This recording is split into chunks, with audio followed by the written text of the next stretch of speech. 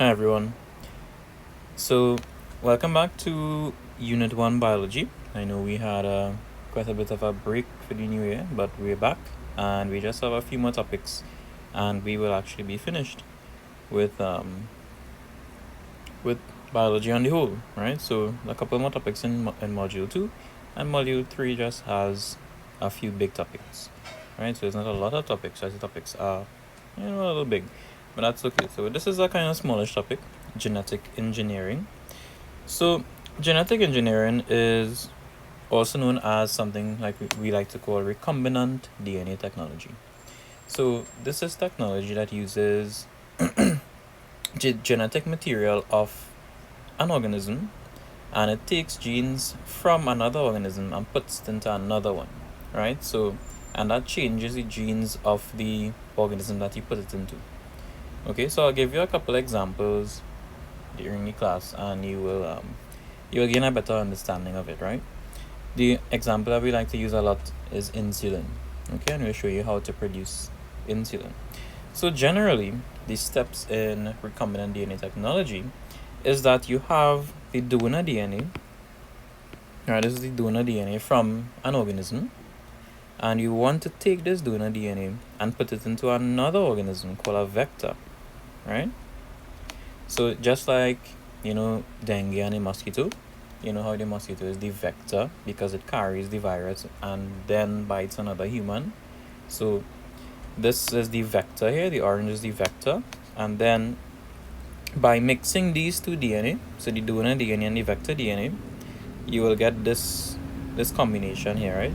So there's a combination of DNA, so we like to call it recombinant DNA molecules, right? So you're mixing the DNA of the donor and the vector, right? And now you're going to take this recombinant DNA and introduce it into bacterial cells. Now, why are we putting it into bacterial cells? Because we want this DNA and we want a lot of it very quickly. And one thing that bacteria do well is reproduce. So these cells are going to reproduce very quickly, and they do this so by mitosis. So there's no interference of the DNA, right? Remember, in mitosis, everything is an exact copy. So the cells just keep dividing and you will yield quite a lot of the DNA that you want, right? So there are a couple steps here. For example, you have to use this restriction enzyme. You need to know the name of it, right? In order to take the DNA and put it into the vector. And then you need to add DNA ligase. So two very important enzymes that you need to know about, right? And then finally you put it into the bacterial cells, which is formally called transformation. All right, and I'll have this in text over here on this page, right? So the restriction enzymes are also called restriction endonucleases. So if you see that word, it just means restriction enzymes.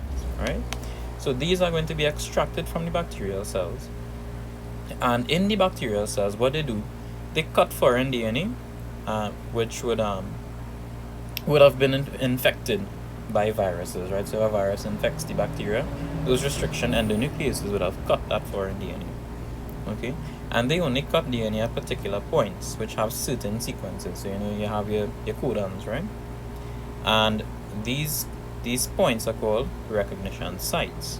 So for example, we don't need to really know these ECUR1, right? They just recognize the sequence GAA TTC, those 6 or those 2 codons there, and they will cut the DNA between the G and the A, right? The G and the first A, right? So after they cut the DNA, we say something called sticky ends are produced. So sticky ends consist of unpaired portions of DNA, because remember, if you just cut the codon there, it's not 3 anymore, right? So it's the unpaired, right? And they are capable of forming hydrogen bonds with complementary sticky ends. Alright, so just as your complementary base pairing that you have been learning, they are complementary sticky ends. Now this is not you're not going to be tested on this. It's just for you to understand how the enzyme works, right? And this certain feature, because the sticky ends are variable, this is useful in genetic engineering. So once you use the same endonuclease enzyme, you cut from the species and then the plasmid DNA, which is the vector, right?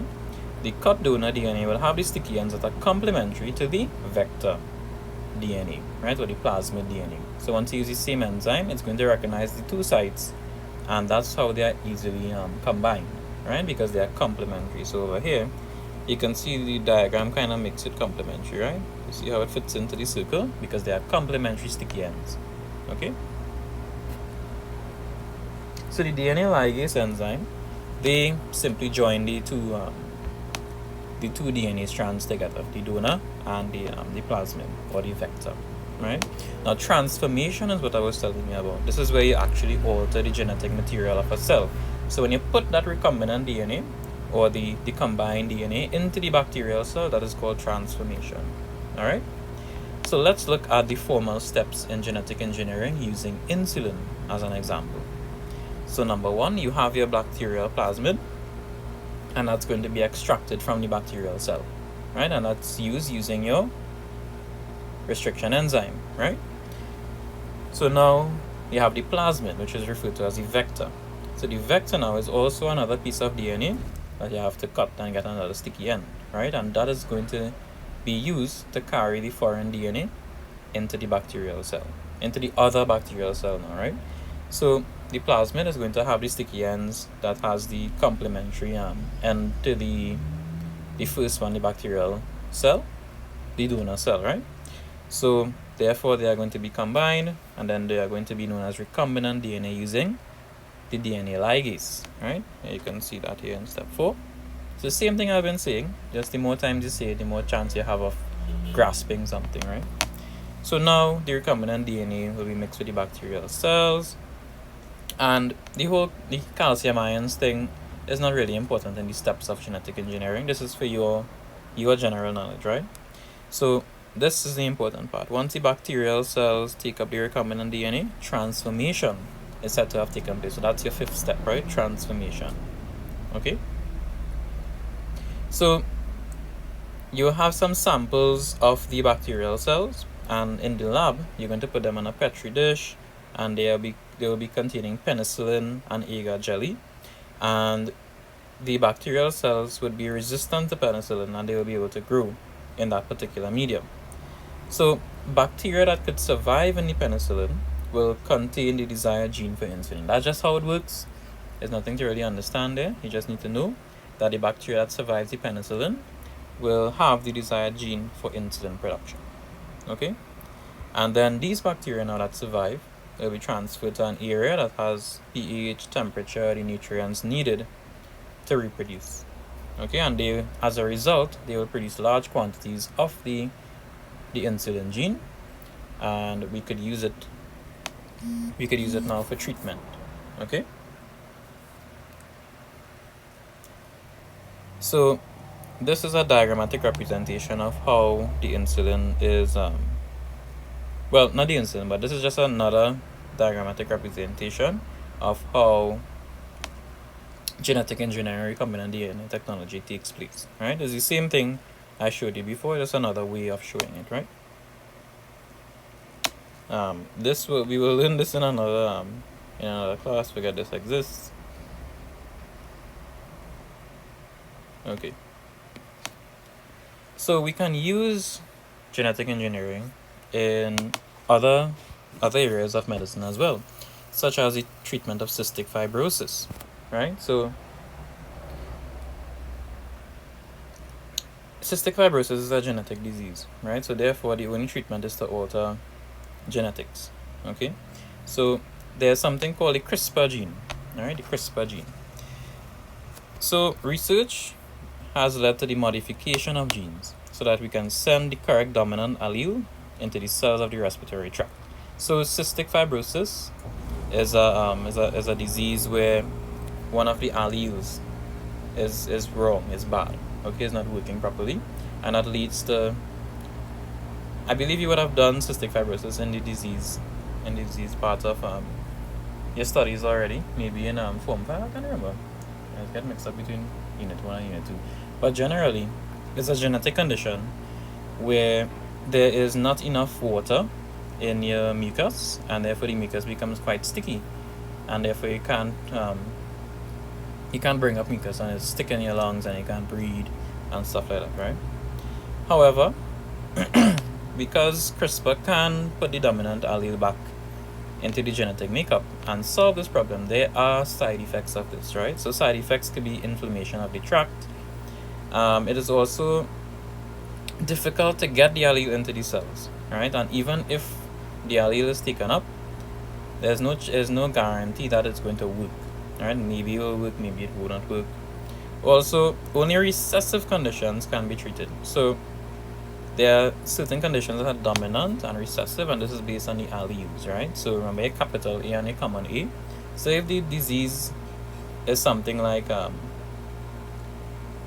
is something where the capital A is the problem and has the dominant allele, you can't treat that. You can only replace a recessive gene with CRISPR.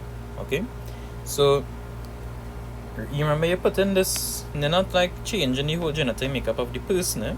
You're just inserting this allele into the respiratory cells of the body, and these cells will only last for a short time. So when they die, the new cells that are going to take its place, they wouldn't have the genetic engineering change. They would simply have the problem again, and so you need to be repeating this this treatment. It's going to be expensive. It's going to lead to side effects, and so on and so forth, right? So it's still a work in progress, but it does treat the condition if it works. All right. So it's important that you remember the side effects and also the disadvantages of the genetic engineering in terms of cystic fibrosis. You don't need to know how it works. The questions usually ask the negative implication, right? So there are other implications like agricultural implications, right? And the word implications does not mean negative. Implications simply mean a change or an effect. Okay? So one example is that using genetic engineering, the Agrobacterium bacteria, right? This bacteria can invade plants and cause them to develop tumors, right? So useful genes can actually be added to this bacteria, right? So when it actually makes the tumor, it could like expel its useful genes into the plant that it causing the tumor. Remember, a tumor is like a cancer, right? It does not need to be bad. So when the bacteria will infect a plant after the genetic engineering, the plant will now have a useful gene, such as resistance to a virus, resistance to disease, right? So that's one way to introduce genes into a plant, by putting it into bacteria and infecting the plant with the bacteria. Okay? So ethical implications now. Now there is a concern that if cancer genes from viruses are cloned and put into E. coli bacteria, and the E. coli bacteria escape from the lab somehow, and via accident or somebody being malicious, they can spread to the E. coli living in the humans and then introduce cancer into the humans. So very, very detrimental effects there for genetic engineering. And questions have arisen as whether it is okay to experiment on animals and so on and so forth, right? I mean, to consider this, okay? Social implications now. Now, genetic engineering is an expensive thing. You need to spend money on research, spend money on people, spend money on the treatment. So should money be used for genetic engineering when it's just a experiment right now? And should we use it for, other things like medicine that we know works, or helping the poor, or agriculture, developing the country, all those things? Should we consider all those things? Right? And also the development of herbicide resistant plants can upset ecosystems where if the herbs get into the water and transfer and go into different ecosystems, the numbers of the plants there in the other ecosystems could be affected, right? And the food web and the food chain could become disrupted. All right, but on the other hand, there are good social implications as well, because there are genetically modified bacteria that could actually help clean up oil spills. Okay, and that's also a big threat to ecosystems, right? So it's a seesaw, it's a 50-50 kind of thing. You need to balance the benefits as well as the risks. Okay. So again, this is another another diagrammatic representation showing how insulin is made. I already spoke about this, so this is just for your